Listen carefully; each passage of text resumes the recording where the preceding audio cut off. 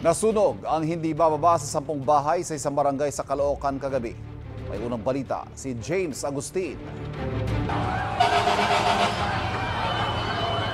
Binulabog na naglalagablag na po yung mga residente ng Barangay 38 Zone 4 sa Caloocan, mag-alas 10 kagabi. Kitang-kita kung gaano kalaki ang apoy na lumalamon sa mga bahay. Ang ilang bumbero pumesto na sa bubong para malapit ang makapagbuga ng tubig. Itinaas ng Bureau of Fire Protection ang unang alarma. 6 na fire truck nilang rumisponde.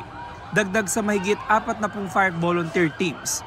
Napula ang apoy matapos ang 1.5 oras. Ang pamilya ni Paulo walang naisalba ni isang gamit. Laking pasasalamat niya na ligtas silang buong mag-anak. Nakita ko may apoy, nilabas ko lang yung mga nakaharang sa iskinita. Then pagbalik ko sa iskinita, na yung asawa ko nasa labas, biyanang ko, tsaka yung 2 kong anak nasa labas. Hindi na kami nakabalik. Nadami naman sa sunog ang ikalawang palapag ng bahay ni Jeff.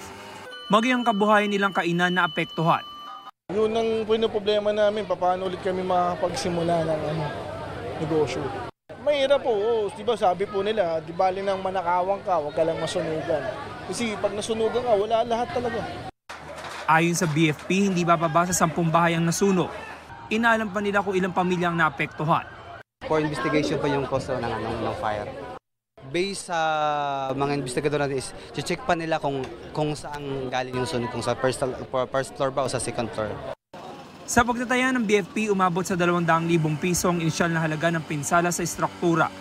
Nananawagan naman ng tulong ang mga residente. Sana matulungan kami dito sa isang buong compound na ito. Hindi lang kami, din sa kapitbahay namin. Sa mga mabubuting puso po, nananawagan po kami. Kami mga nasunugan po. Ito ang unang balita. James Agustin para sa GMA Integrated News. Kapuso, para laging una ka sa mga balita, bisitahin at mag-subscribe sa GMA Integrated News sa YouTube. Sa mga kapuso abroad, samahan nyo kami sa GMA Pinoy TV at sa www.gmanews.tv.